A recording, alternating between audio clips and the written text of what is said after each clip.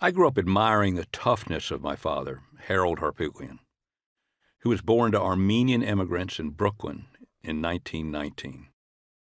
After Pearl Harbor, he tried to enroll in the Army, but was originally rejected because of a childhood bike accident that shattered his shin. Doctors wanted to amputate. He told them to go to hell. When he finally got a call up from the Army Air Corps late in the war, 2/3 of America's B-17s had been destroyed in firefights. A lot of Dad's friends had to eject before their planes corkscrewed to the ground in flames. But Harold, the son of Armenian parents, flew 30 missions in his bomber, including the first Allied raid over Berlin, and came back from them all with barely a scratch.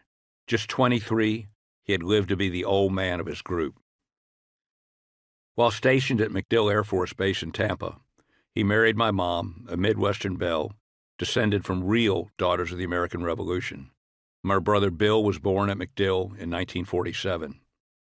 When my dad got a job with a consumer credit company, the three of them moved to Bay Ridge, Brooklyn. I came along 2 years later, my sister Joan 4 years after that. Dad's job was to open new offices for the company, so we never stayed in one place long. And because the five of us had only each other when we reached a new city, we were as close-knit as a family could get. Dad was on the road during most weeks, but on the weekend our dinner table was full of chatter about everything from Republican politics — he was a Goldwater man — to who was going to be on Ed Sullivan on Sunday night.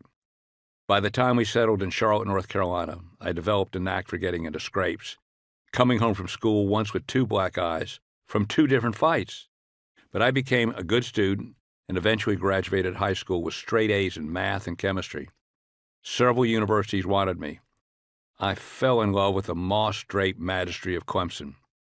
When I enrolled in 1966, it was with the idea of joining the ROTC and following my father into a fighter plane cockpit in Vietnam. But the Beatles, Abby Hoffman, and the Summer of Love put an abrupt end to that desire.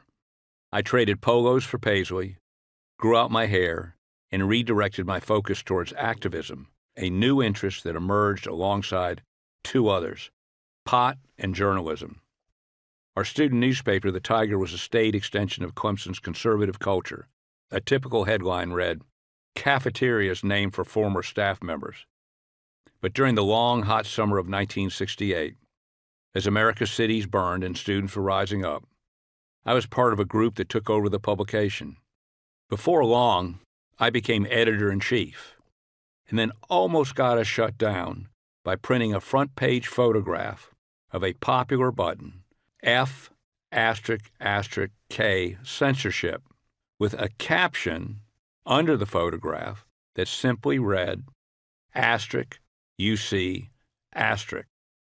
My attempt to make a point about free speech didn't amuse the university's president.